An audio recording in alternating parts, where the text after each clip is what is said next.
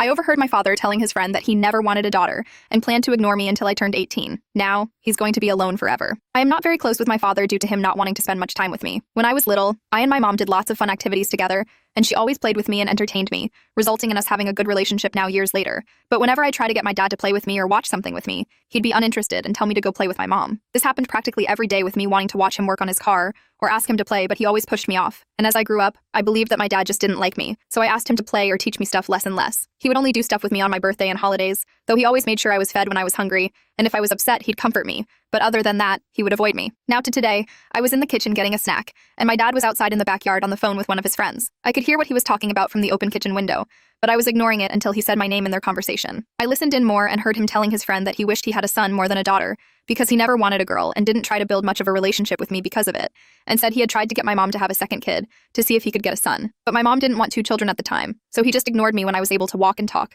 so he could focus on other things and let my mom raise me. I went to my room after hearing this and am writing this now. I want to tell my mom because how hurt I feel, but I also don't want to cause an argument between them since they are really close. Does anyone have a few suggestions on what I should do? Should I ask him about it or just tell my mom? Update 1. My mom got home from work, and I waited until she wasn't busy to talk to her. I asked her to come with me to my room, and once we both were in there with the door closed, I told her what I overheard and how I felt. Not just about his hurtful words, but also how I felt my whole life with how he treated me like I'm a stranger. My mom was quiet as I talk, and once I finished, she hugged me and told me how she was really sorry, and hugged me while telling me how I was the best thing to ever happen to her, and that it didn't matter that I was a girl because she'd love me either way, and that's how parents should be, and she'd always be there for me. After a bit, she went to confront my dad, who just admitted it. They got into an argument, which ended with him going to stay at my grandma's house for a bit. Update 2. On to the update. My dad came home last night, and my mom was hesitant to let him into the house, but he said he needed to talk, so she let him in.